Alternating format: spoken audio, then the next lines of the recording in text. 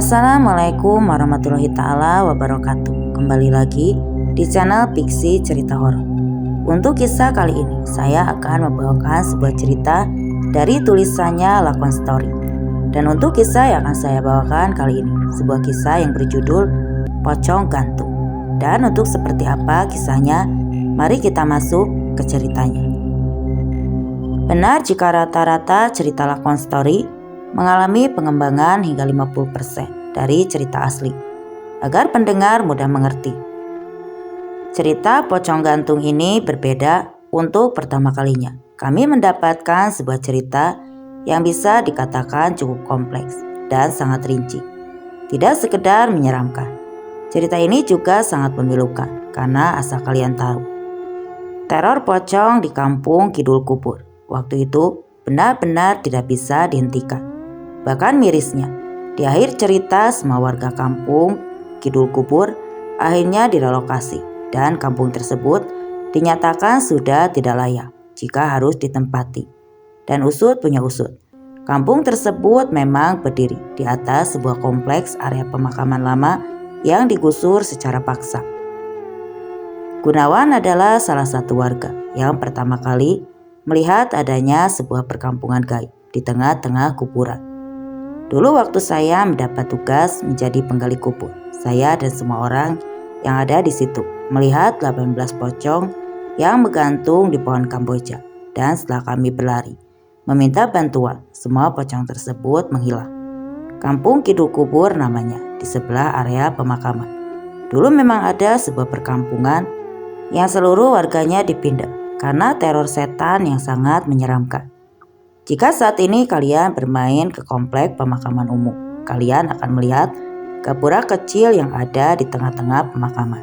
Nah, disitulah dulu batas kampung Kidul Kubur. Dulu saya pernah mengantar penumpang yang minta diantar ke kampung Kidul Kubur. Tapi setelah motor saya dihentikan, ternyata penumpang saya tiba-tiba menghilang. Dan saya seolah baru menyadari jika malam itu saya sedang berada di tengah komplek pemakaman kampung Sumber Waras. Mungkin itu hanyalah sedikit kesaksian tentang betapa angkernya komplek pemakaman umum kampung Sumber Waras. Sebuah kampung makmur yang berada di salah satu kabupaten yang ada di Jawa Timur. Sebenarnya cerita tentang pemakaman dan pocong gantung ini adalah sebuah cerita lama yang sudah pernah aku dengar berulang-ulang. Awalnya aku kira cerita ini hanya sebuah cerita fiksi yang dibuat hanya untuk menakuti. Tapi nyatanya setelah kami duduk dan mendengarkan semua ceritanya secara rinci, kami sangat terkejut. Karena kami menganggap jika yang terjadi waktu itu bukanlah teror setan biasa, melainkan sebuah teror iblis yang tidak akan pernah bisa dihentikan oleh siapapun. Semua tempat nama dalam cerita ini disamarkan. Mohon maaf bila ada kesamaan. Jawa Timur tahun 80-an, kampung Kidul Kubur. Jika hari menjelang, tutup semua pintu rumahmu. Anak-anak segera ajak masuk ke dalam. Tabur garam di sekitarnya. Dan jangan duduk di bawah kayu agar demi segera pergi. Sore itu, setiap waktu maghrib datang. Kata-kata tersebut selalu terdengar pelan, saling bersahutan dari setiap rumah warga. Bukan tanpa alasan, karena semua warga pun tahu jika saat itu kampung Kidul Kubur sedang geger dengan adanya teror pocong yang bisa dikatakan sangat berbahaya. Tidak hanya satu atau dua pocong yang dilihat oleh warga, bisa mencapai puluhan. Yang naasnya, jika sampai ada orang melihat dan sampai terkena air liurnya, orang tersebut hanya punya waktu sekitar 7 hari sebelum dia menjadi bagian dari mereka. Bagian dan tahukah kalian, teror pocong tersebut kabarnya berjalan hingga 1000 hari. Atau bisa dikatakan kurang lebih sekitar 3 tahun lamanya. Semua itu memang tidak bisa dihentikan dan tidak bisa dicegah. Karena pada kenyataannya, teror tersebut memang diselimuti oleh dendam, kutukan, dan kekuatan ilmu hitam. Rumah Darmo, kampung Kidul Kubur, pukul 22.30. Bagaimana mas? Sudah ada tanda-tanda apa belum? pikiranku semakin gak enak nih. Bapak diam saja, sudah gak gerak-gerak, ucap Lasmi pelan. Jangan mikir yang tidak-tidak, ayo terus berdoa, semoga semuanya baik-baik saja, sahut Kunchoro dengan raut wajah yang semakin lama sudah terlihat semakin muram. Namun anehnya, tubuh Darmo yang sebelumnya hanya diam dan terasa dingin, malam itu tiba-tiba bergerak. Secara perlahan. Dok, dok, dok, panggil Darmo pelan memanggil anaknya Lasmi. Mendengar hal itu, dengan sigap Lasmi seketika mendekati tubuh ayahnya. Lalu mulai memegang tangan ayahnya dengan besar harapan agar ayahnya baik-baik saja. Iya Pak, Lasmi di sini kok, gak kemana-mana. Yang kuat ya Pak, Bapak harus kuat. Katanya Bapak ingin gendong cucu dulu, ucap Lasmi menguatkan perasaan Darmo yang bisa dikatakan. Malam itu Darmo sedang dalam puncak kesakitannya. Dan tanpa menjawab perkataan Lasmi, malam itu Darmo hanya tersenyum dengan sesekali meneteskan air mata. Menandakan jika Darmo sedang menahan rasa sedih yang sangat luar biasa. Hingga akhirnya terlihat seperti biasanya karena Darmo yang sudah kembali memejamkan mata. Malam itu Lasmi akhirnya mulai beristirahat tepat di bawah ranjang Darmo dengan maksud agar posisi Lasmi tetap dekat dengan ayahnya ketika Darmo membutuhkan apa-apa. Dan karena kamar tidur Darmo yang terbilang cukup sempit, akhirnya membuat Kunchoro tidak bisa menemani istrinya tidur di bawah ranjang, yang akhirnya harus membuat Kunchoro tidur di ruang tamu. Begitu juga dengan Kunchoro. Malam itu dia juga beristirahat di kursi yang ada di ruang tamu rumah Darmo dengan kondisi badan yang mulai lelah karena selain harus menjaga Darmo ketika malam, tiba di siang harinya Kunchoro harus tetap pergi bekerja. Singkat cerita, tepat sekitar pukul 1 dini hari, Kunchoro yang sebelumnya tertidur lelap waktu itu tiba-tiba terbangun karena dia mendengar suara langkah kaki yang semakin lama sudah terdengar semakin dekat. Mendengar hal itu, Kunchoro seketika membuka matanya dan melirik ke sana kemari dengan mulut yang memanggil-manggil Lasmi. Dek, kamukah itu? Ucap Kunchoro pelan dengan tidak bangkit dari tidurnya karena tidak kunjung mendapat jawaban. Akhirnya Kunchoro bangkit dari tidurnya dan dia menoleh ke sana dan kemari untuk mencari sumber suara langkah kaki yang sudah mengganggu sedari tadi. Dan disitulah perasaan Kunchoro yang sebelumnya tenang waktu itu seketika sangat tegang.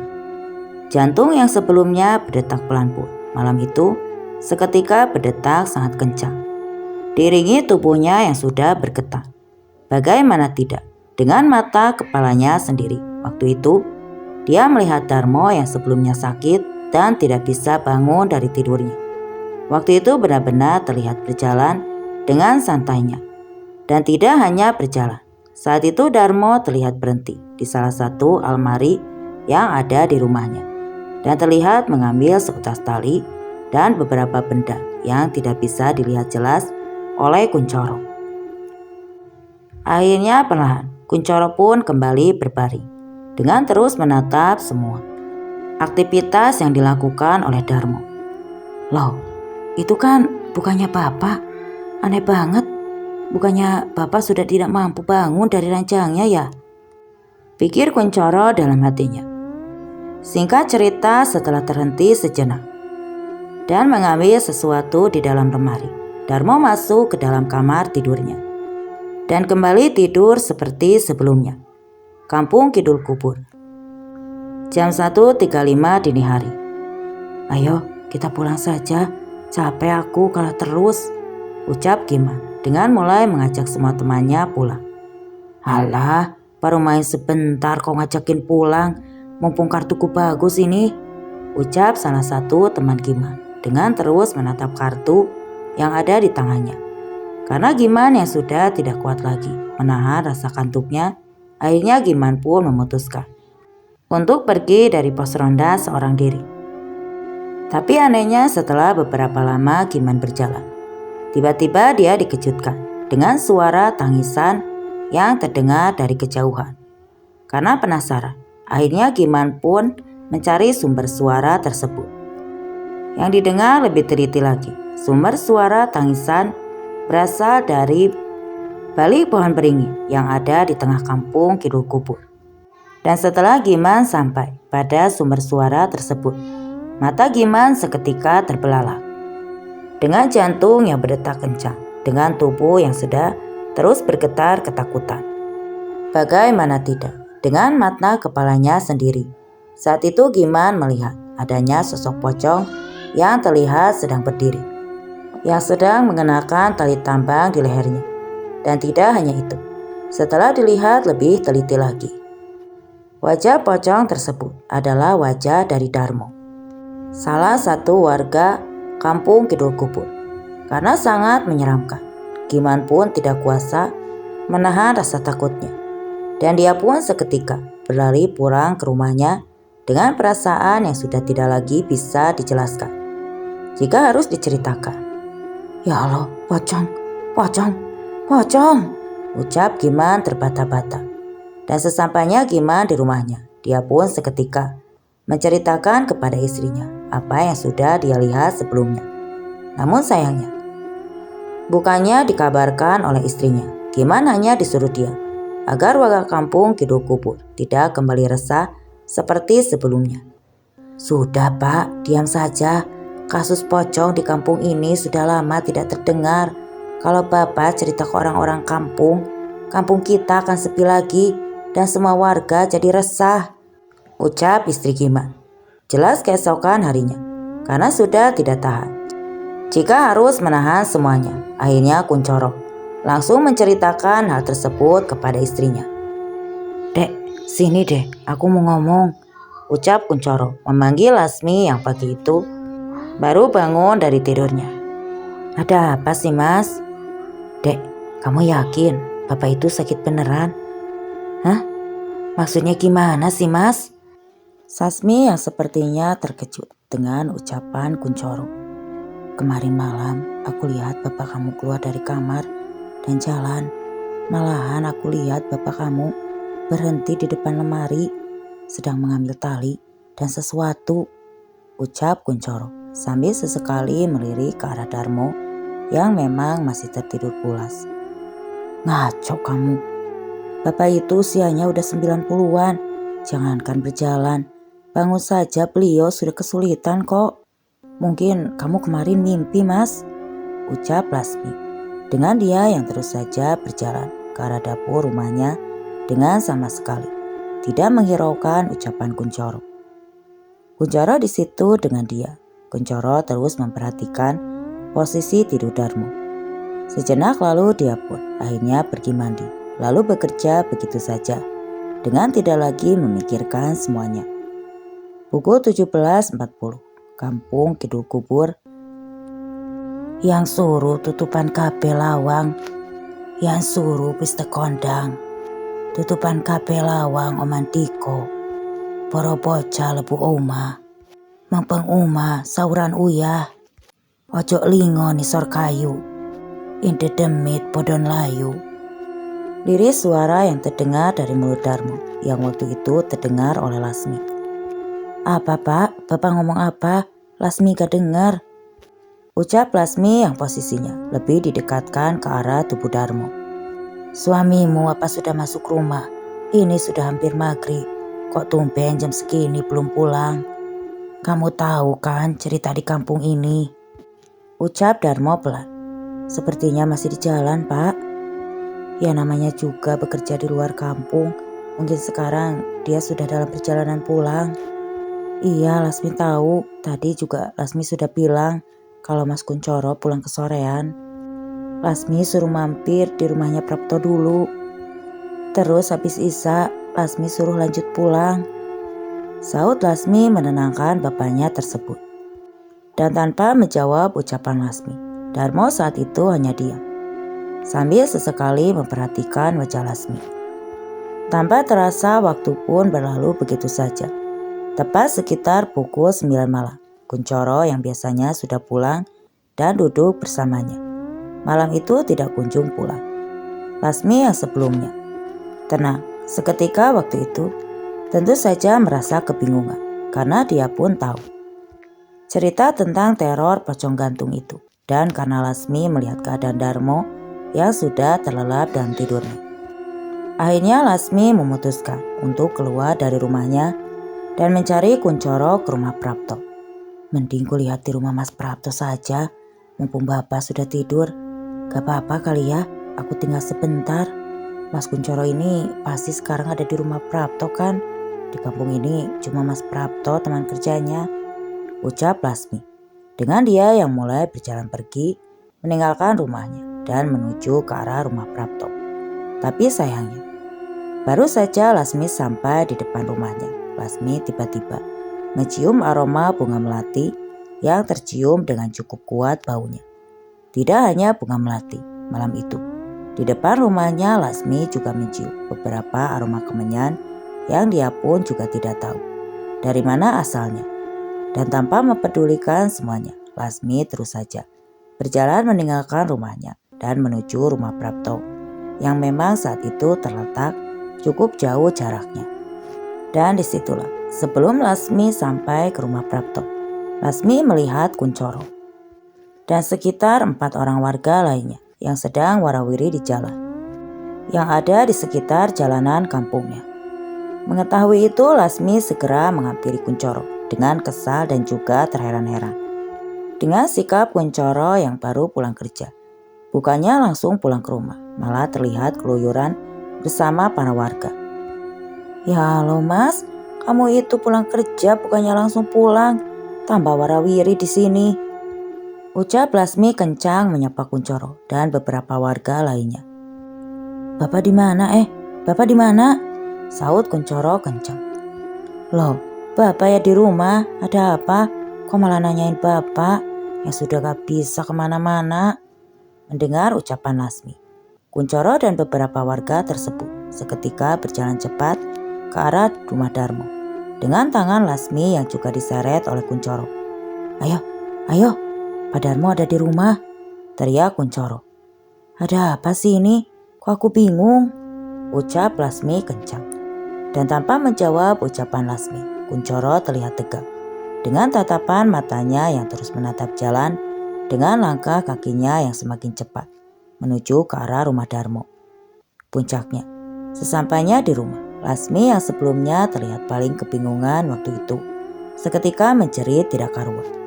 Bagaimana tidak, malam itu dengan kepala matanya sendiri dia melihat adanya sosok pocong yang sudah dalam kondisi digantung di depan teras rumahnya. Dan tidak hanya digantung, setelah dilihat lagi, sosok pocong tersebut tidak lain dan tidak bukan adalah Darmo, ayahnya sendiri. Malam itu dengan isak tangis yang sangat, akhirnya jenazah Darmo yang sudah mengenakan kain kapan tersebut diturunkan oleh beberapa warga dengan penuh kehati-hatian. Karena mereka pun tahu jika sampai mereka terkena tetesan air liurnya, mereka yang akan jadi korban selanjutnya. Dan tidak butuh waktu lama, keadaan di depan rumah warga kampung Kidul Kubur. Para warga yang datang hanya dia sambil ikut berbelasungkawa karena mereka pun tahu kasus penemuan orang meninggal gantung diri dengan mengenakan kain kapan seperti Pak Darmo. Kasus yang sudah kesekian kalinya terjadi. Kasihan sekali Pak Darmo. Aku tidak menyangka kalau beliau akan meninggal dengan cara seperti ini, bisik warga yang saat itu ikut berkumpul di depan rumah Darmo. Ini kampung terkutuk, sepertinya Pak Darmo memang sudah menjadi targetnya, bisik warga lain. Dan puncaknya, malam itu pun berlalu begitu saja. Dengan di keesokan harinya, jenazah Darmo akhirnya dimakamkan di pemakaman umum yang ada di bagian ujung kampung. Singkat cerita, setelah kematian Darmo, keadaan kampung Kidul Kubur tentu saja kembali resah. Kasus pocong gantung yang dalam 2 tahun terakhir sudah tidak lagi ditemukan waktu itu, nyatanya kembali ada dengan ditandai kematian Darmo. Itulah yang akhirnya membuat sebagian besar warga yang sebelumnya tinggal di kampung Kidul Kubur perlahan mulai pergi karena mereka mengaku takut jika korban pocong gantung selanjutnya adalah keluarga mereka. Ditambah keterangan dari Gilma jika sebelumnya dia juga telah melihat Darmo sudah dalam bentuk pocong, seolah semakin membuat warga kampung Kidul Kubur waktu itu benar-benar resah. Dan singkat cerita, tepat ketika 40 hari setelah kematian Darmo, penduduk kampung yang sebelumnya ratusan waktu itu hanya tinggal sekitar 50 kepala keluarga. Dalam keadaan kampung yang sebelumnya ramai pun seketika terlihat sepi, layaknya sebuah kampung mati. Dan berbeda dengan Lasmi yang terlihat masih tidak terima dengan kematian orang tuanya. Dia memutuskan untuk berdiam diri di dalam kampung sembari mencari siapa dalang di balik fenomena pocong gantung yang membuat resah warga kampungnya tersebut. Hal itu sengaja dia lakukan karena dia merasa sudah tidak ada lagi yang berharga di dunia ini selain orang tuanya. Ditambah lagi di kampung itu, dia dan keluarganya sama sekali tidak memiliki saudara. Karena dulunya dia memang seorang pendatang bersama dengan warga lain. Semua warga sudah pindah, Dek. Tinggal kita dan beberapa warga yang lain. Bagaimana ini? Ucap Kuncoro pelan sambil duduk di depan teras rumahnya tersebut. Kalau kita mau pindah, kita pindah kemana? Kita dulu itu pendatang, kalau kita balik ke Jawa Tengah. Sayang rumahnya, Bapak sudah susah-susah bangun rumah ini. Apapun yang terjadi, aku gak akan pindah. Aku akan temukan siapa dalang di balik fenomena pocong gantung ini. Dan aku buat kampung ini kembali nyaman. Aku tidak terima, Mas. Bapakku meninggal dengan cara seperti itu. Dan tanpa menjawab ucapan Lasmi, waktu itu Kuncoro hanya diam sambil sesekali menatapi wajah istrinya tersebut. Waktu itu sebelum Bapak meninggal, kamu gak pulang-pulang, itu kamu kemana? Tanya Lasmi menanyakan sebenarnya apa yang terjadi malam itu. Aku dan Prapto lihat Pak Darmo sudah jadi pocong, Dek. Maksudnya? Jadi begini, malam itu ketika perjalanan pulang, aku dan Prapto lihat Pak Darmo sudah meninggal dalam posisi tubuhnya menggantung di pohon beringin di tengah kampung. Tapi anehnya, ketika aku tinggal cari bantuan, sosok pocong Bapak sudah tidak ada. Dan yang ada di pohon beringin hanyalah talinya saja. Terus aku kebingungan cari Bapak di mana-mana. Taunya kamu tiba-tiba datang dan bilang kalau Bapak di rumah. Dan begitulah setelah kita sampai di rumah, ternyata Bapak sudah menggantung di situ, di teras. Ucap Kuncoro dengan dia yang menuju ke arah kayu yang ada di teras rumahnya tersebut. Jadi sebelum kita lihat Bapak meninggal di sini, kamu lihat Bapak sudah digantung di tempat lain? Tanya Lasmi penasaran. Benar, Dik. Aku dan Prapto malam itu saksinya. Dan ingat gak, kamu di malam sebelum Bapak meninggal, aku juga sempat melihat Bapak mengambil sebuah tali di lemari di rumah. Bagaimana menurutmu semua ini? Pasti ada dalangnya gak? Gak mungkin kan Bapak lakuin semua itu sendirian. Pasang tali ke kayu, pasang kain kapan di tubuhnya sendiri, dan sebagainya. Pasti ada orang yang sengaja menggantung Bapak. Kalau gantung diri memang bisa dilakukan sendiri. Tapi kalau gantung diri dengan mengenakan kain kapan, sepertinya susah jika dilakukan sendirian. Ucap Lasmi sambil memikirkan kejadian yang menimpa orang tuanya tersebut. Tapi sayangnya, belum selesai mereka mengobrol di depan rumahnya, mereka tiba-tiba mendengar suara beduk yang menandakan jika sore itu azan maghrib hampir tiba. Dan di saat itulah, Lasmi tiba-tiba mendengar suara pelan yang jika didengar lebih teliti lagi, suara tersebut seperti suara almarhum Darmo, orang tuanya yang sudah meninggal. Yang suruh wis teko, dang tutupan kabeh lawang omas tiko. Boro bocah lebu uma, mupeng oma auran uya. Ojo lunggu nisor kayu, bende demit podo melayu. Mendengar hal itu Lasmi terdiam, jantungnya seketika berdetak cepat. Dengan tubuhnya yang mulai bergetar dengan cukup kencang. Waduh, Itu sepertinya suara Bapak, Dek, ucap Lasmi dengan dia yang seketika menoleh ke kanan dan ke kiri. Kamu kenapa, Dek? Ayo masuk rumah, Dek. Sudah suruh. Dengan sekalipun tidak bergerak, Lasmi tetap duduk sambil tersenyum pelan sesekali ke arah Kuncoro. Kamu masuk saja dulu, aku mau di sini saja. Dan dengan tidak menaruh sedikit pun kecurigaan, sore itu Kuncoro terlihat masuk ke dalam rumah dengan dia yang terlihat bersiap untuk mendirikan salat maghrib di rumahnya.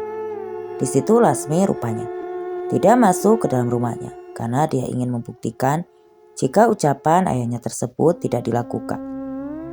Dari dulu ayah sering nyuruh aku masuk rumah kalau waktu tiba, dan aku juga disuruh menabur garam di sekitar rumah. Tapi sekarang aku tidak akan melakukannya. Aku akan diam di sini dan melihat apa yang sebenarnya terjadi. Siapa tahu dengan aku begini, aku akan mengetahui apa yang terjadi di kampung ini, ucap Lasmi.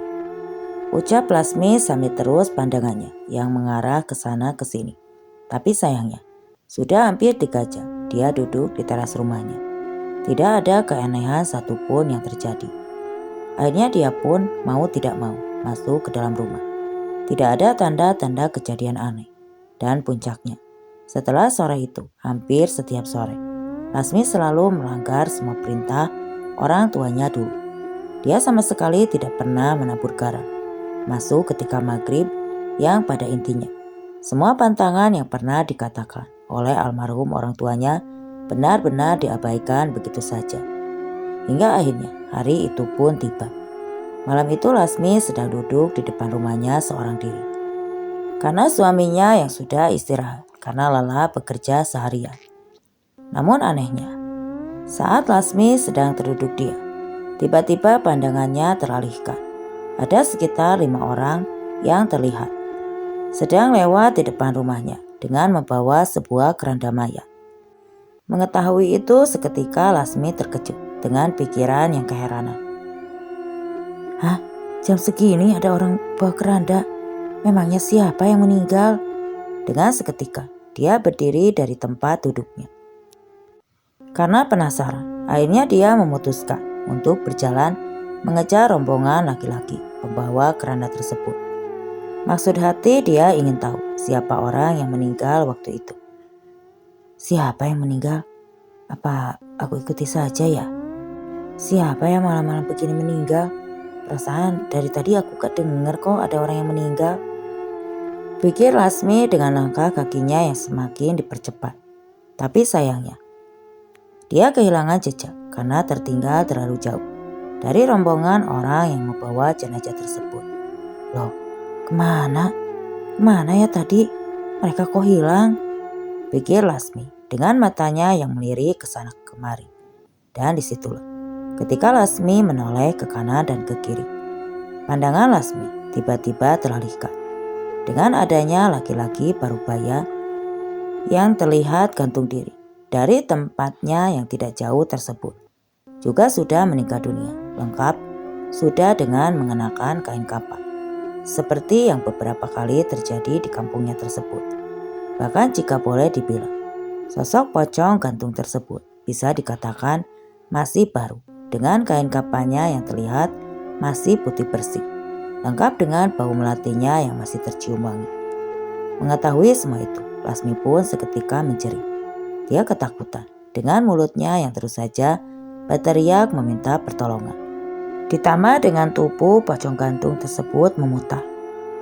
Seketika saat itu wajah Lasmi tersebut. Ketika saat tahu wajah dari pocong gantung itu adalah Prapto. Yang tidak lain dan tidak bukan, Prapto adalah teman kerja suami Lasmi. Dan karena sudah tidak kuat menahan rasa takutnya, Lasmi pun seketika berlari ketakutan. Ah, tolong, tolong! Teriak Lasmi sambil ketakutan. Hingga akhirnya setelah beberapa lama Lasmi berteriak, Lasmi akhirnya ditenangkan oleh beberapa warga yang waktu itu mendengar teriakan Lasmi. Mbak Lasmi kenapa? Kenapa Mbak? Tanya salah satu warga yang saat itu mulai berkumpul menggerombol mendatangi Lasmi. Saya melihat pocong gantung Pak.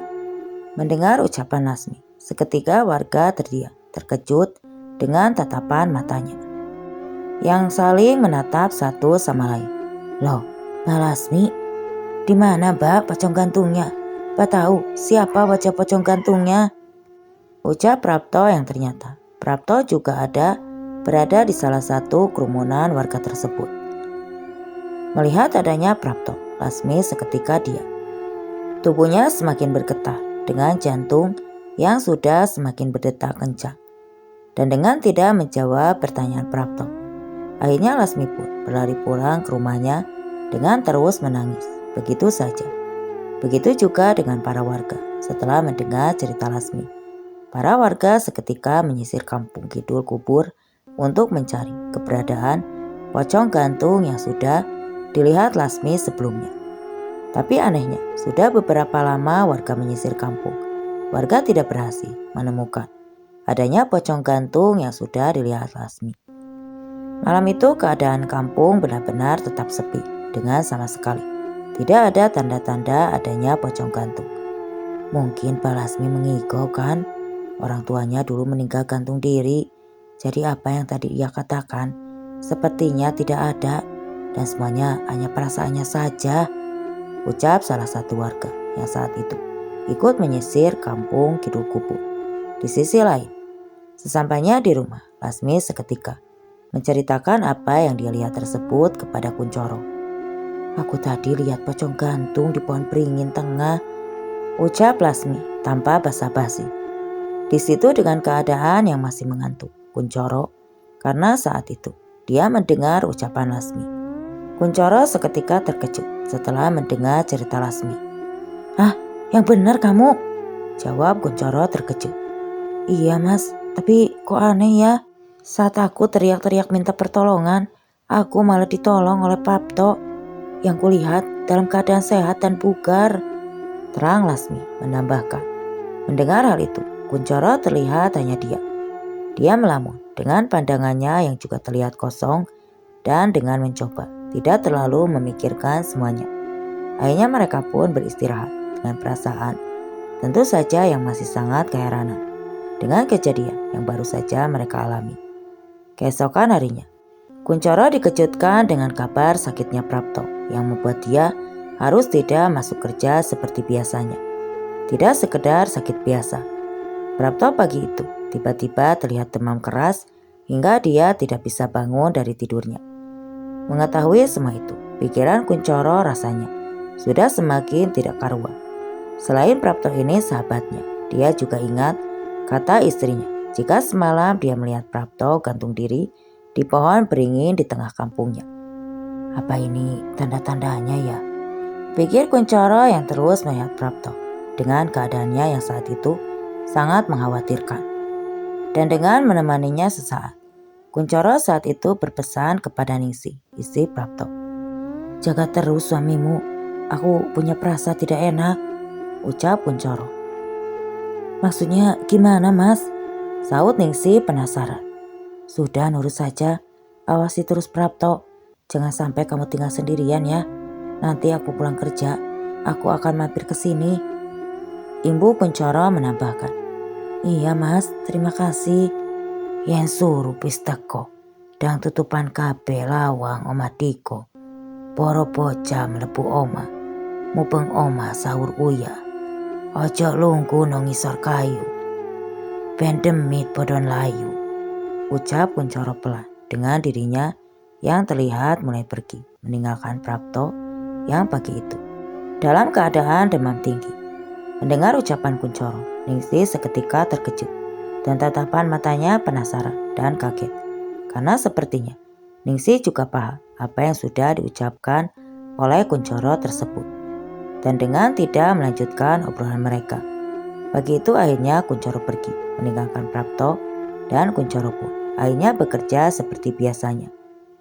7 hari kemudian, benar sekali, Prapto ditemukan meninggal dunia dengan cara gantung diri di kebun belakang rumahnya.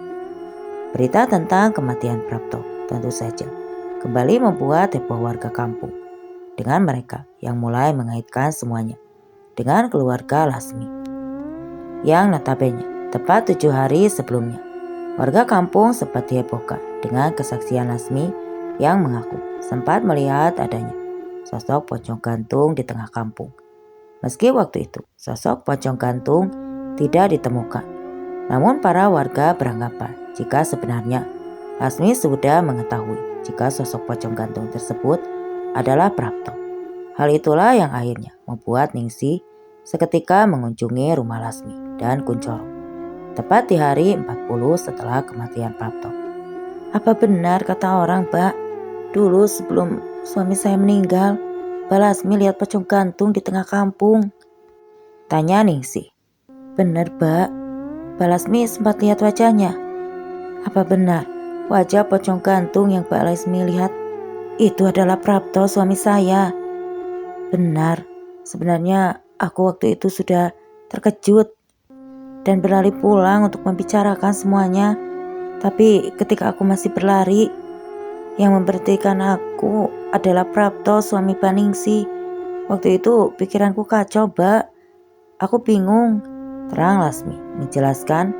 Dan setelah obrolan panjang mereka, akhirnya Kunchoro, Lasmi, dan Ningsih sepakat untuk melaporkan kasus ini kepada sesepuh desa karena mereka menganggap jika kasus pocong gantung ini selanjutnya akan memakan korban jiwa. Tapi sayangnya Pak Prabu yang notabene adalah sesepuh desa waktu itu malah berkata tidak bisa menghentikan kasus pocong gantung tersebut. Meski siapapun memaksanya, kasus pocong gantung ini tidak bisa diberhentikan. Satu-satunya cara adalah menunggu sampai harinya habis, ucap Pak Prabu menjelaskan. Jadi sebenarnya Bapak sudah tahu tentang kasus pocong gantung ini. Lantas kenapa Bapak diam saja lihat ini dengan adanya teror ini? Keluarga kami jadi korban, saut Kunchoro dengan nada yang tinggi. Tidak ada cara lain. Mungkin kalau kalian dengar ceritanya, kalian juga akan diam seperti apa yang aku lakukan. Maksudnya bagaimana ya, Pak? Saut Ningsih pelan. Apa kalian tahu jika kampung kita ini berdiri di atas lahan pemakaman? Ucap Pak Prabu spontan. Mendengar hal itu, Kunchoro, Lasmi, dan juga Ningsih terlihat seketika diam. Matanya terkejut dengan perasaan kebingungan dengan maksud perkataan Pak Prabu. Di atas pemakaman, bukannya pemakaman ada di ujung desa? Tidak, dulu sebelum wilayah ini jadi kampung, di sini juga tempat pemakaman umum, tapi oleh orang-orang diratakan dan dijadikan sebuah kampung yang saat ini kita tempati. Mendengar hal itu, semua orang yang ada di tempat tersebut terlihat seketika dia, wajah mereka pucat, menyeratkan seolah mereka masih tidak percaya dengan apa yang baru saja Pak Prabu bicarakan. Fenomena pocong gantung sebenarnya bisa dikatakan sebuah hukuman bagi warga kampung kita. Namun sayangnya, sebelum selesai Pak Prabu menjelaskan semuanya, tiba-tiba semua dikejutkan dengan datangnya Giman dengan kabar yang sangat mengejutkan. Pak Prabu, ayo kumpul. Orang-orang melihat ada 7 pocong gantung meninggal bersamaan.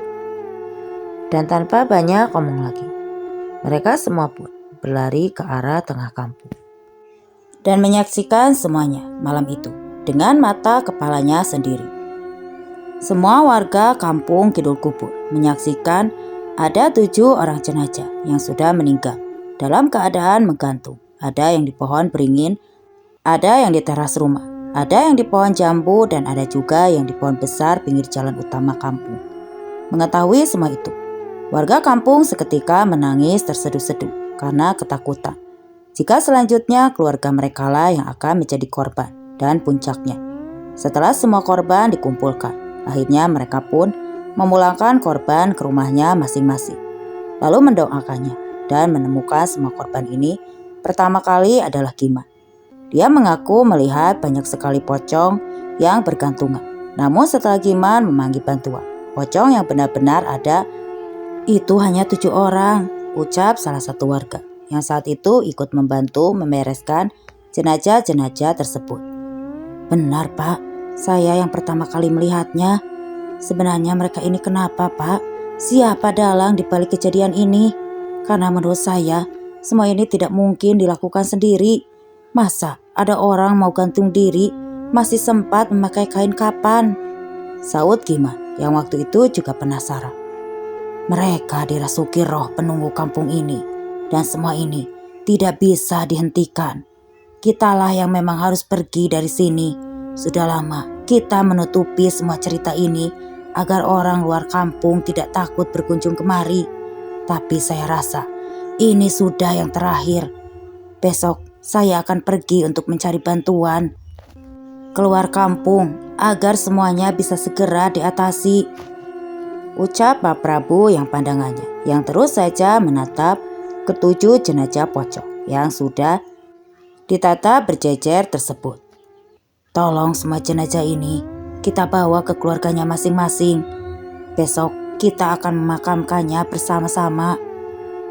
Di keesokan harinya, akhirnya semua korban tersebut dimakamkan secara serentak dengan penuh rasa sedih dan isak tangis haru. Kabar fenomena tentang pocong gantung tersebut akhirnya menyebar keluar kampung.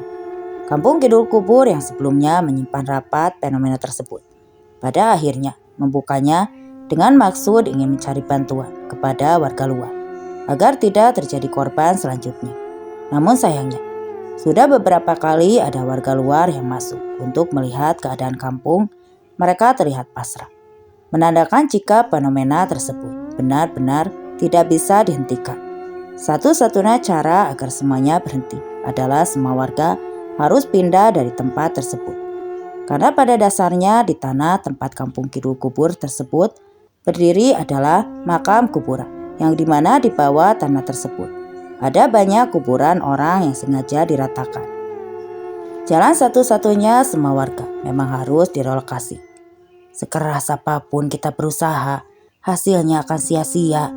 Karena tanah ini memang tanah kuburan yang memang tidak seharusnya dijadikan tempat tinggal atau perkampungan. Meski terletak agak jauh, kampung Kidul Kubur ini sebenarnya masih dalam satu wilayah dengan pemerintah Kampung Sumber Waras. Jadi tanah ini sebenarnya juga masih hak dari Kampung Sumber Waras. Untuk itu kami memutuskan untuk merelokasi warga kampung Kidul Kubur dan meratakan kembali tanahnya agar bisa digunakan sebagai pemakaman seperti dulu lagi. Ucap salah satu perangkat kampung Sumber Waras yang saat itu terlihat menangani kasus yang ada di kampung Kidul Kubur. Singkat cerita, karena penduduk kampung Kidul Kubur yang memang kebanyakan adalah pendatang waktu itu, mereka akhirnya dipulangkan ke daerahnya masing-masing dengan bantuan pemerintah kampung Sumber Waras dan kecamatan. Dan sejak saat itulah, akhirnya kampung Kidul Kubur benar-benar diratakan dengan tanah yang selanjutnya komplek pemakaman tersebut diperluas sebagaimana mestinya. Kini yang tersisa dari cerita kampung Kidul Kubur hanyalah sebuah gapura kecil di tengah pemakaman.